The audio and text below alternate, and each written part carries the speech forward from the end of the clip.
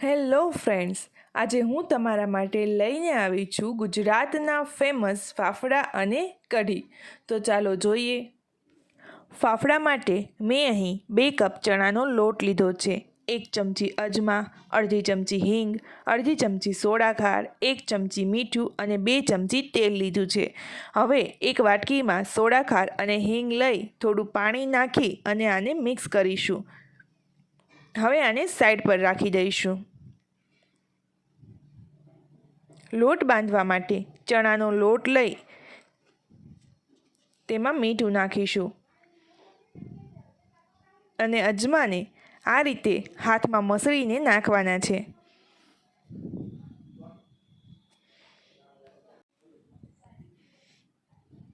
પછી તેમાં તેલ નાખી અને બધું બરાબર મિક્સ કરી લઈશું. લોટમાં તેલ વધારે પ્રમાણમાં નથી નાખવાનું. આ રીતે હાથમાં મુઠ્ઠી બંધાય એટલે તેમાં આપણે જે મિશ્રણ તૈયાર કર્યું હતું તે રેડી દઈશું. પછી બધું ફરીથી બરાબર મિક્સ કરી લઈશું.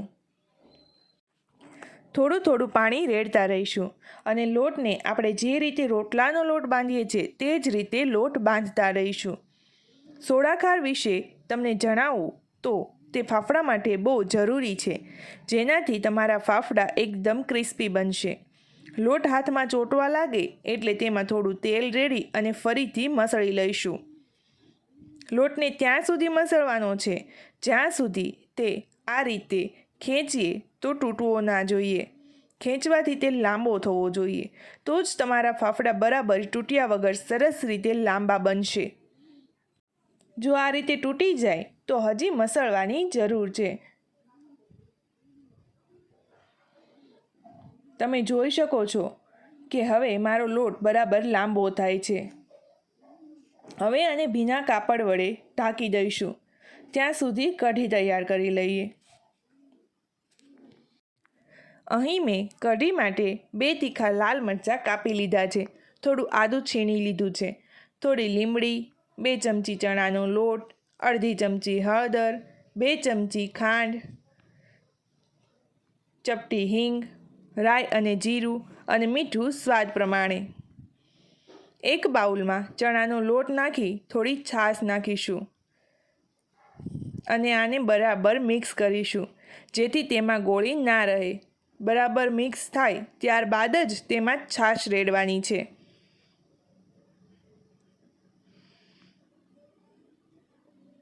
જો તમારી છાશ ખાટી હોય તો તેમાં પાણી પણ રેડીશું. આ મિશ્રણમાં ખાલી મીઠું જ નાખવાનું છે, બાકી બધું જ આપણે વઘારમાં નાખીશું. વઘાર માટે મારું તેલ ગરમ થઈ ગયું છે. હવે તેમાં રાઈ, જીરું, હિંગ અને લીમડી નાખીશું. ત્યારબાદ આદુ મરચાં નાખીને બરાબર સાતળી લઈશું.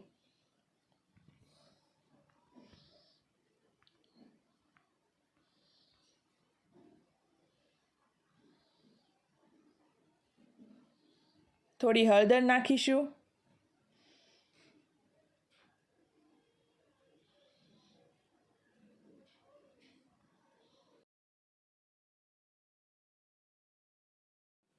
થોડું બ્રાઉન થવા લાગે એટલે તેમાં ખાંડ નાખી અને બરાબર મિક્સ કરી લઈશું અને તરત જ આપણે તૈયાર કરેલી કઢીમાં રેડીશું.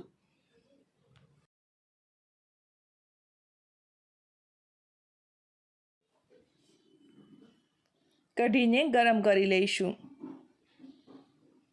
આ રીતે ઉફાળો આવે એટલે તેને સતત હલાવતા રહીશું.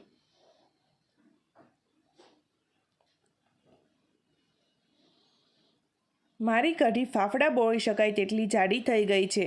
હવે તેમાં ઉપરથી ધાણા નાખીશું. ફાફડામાં ઉપરથી સ્પ્રિંકલ કરવા માટે મેં અહીં હિંગ, દળેલી મરી અને સંચળ બધું 1-1 ચમચી લીધું છે. આને મિક્સ કરી અને સાઈડ પર રાખી દઈશું. તેલ ગરમ કરવા માટે મૂકી દીધું છે. આ રીતે હાથમાં થોડું તેલ લઈ અને ફરીથી એકવાર લોટને મસળી લઈશું. ત્યારબાદ આ રીતે નાના નાના ગુંદલા કરવાના છે. ફાફડા માટે મેં અહીં ચોપિંગ પેડનો ઉપયોગ કર્યો છે.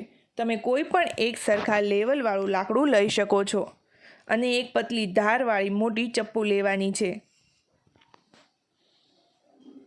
ગુંદલાને આ રીતે વચ્ચે મૂકી અને હથેળીના આ ભાગની મદદથી ભાર આપવાનો છે અને જેટલો બને તેટલો વધારે ભાર આપવાનો છે અને લાંબે સુધી ખેંચવાનું છે જેથી તમારા ફાફડા એકદમ પતલા બને. હવે ચપ્પુની મદદથી એક જ ઝટકામાં આને કાઢી લઈશું, નહીં તો વચ્ચેથી તૂટી જશે.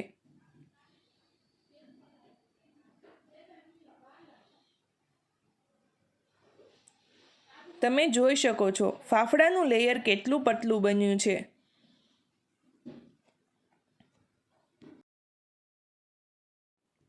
તેલ બહુ વધારે પ્રમાણમાં નથી આવવા દેવાનું. આપણે પાપડ માટે જેટલું તેલ ગરમ કરીએ છીએ તેટલું જ ફાફડા માટે કરવાનું છે, નહીં તો ફાફડા બળી જશે. અને ફાફડાને ચીપિયાની મદદથી પલટાવીશું. જો તમે જારો લેશો તો ફાફડા તૂટી જશે.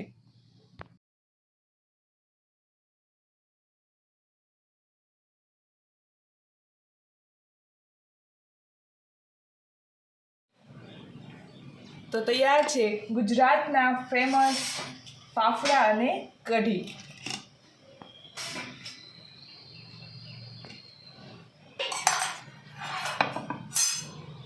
અને જ્યાં સુધી મરચાં ન હોય ત્યાં સુધી ગુજરાતીઓની મજા જ નથી આવતી. ફાફડા બનાવવામાં એકદમ સરળ છે, તો ઘરે એકવાર જરૂરથી ટ્રાય કરજો અને કમેન્ટ કરીને કહેજો કે મારી આ રેસીપી તમને કેવી લાગી.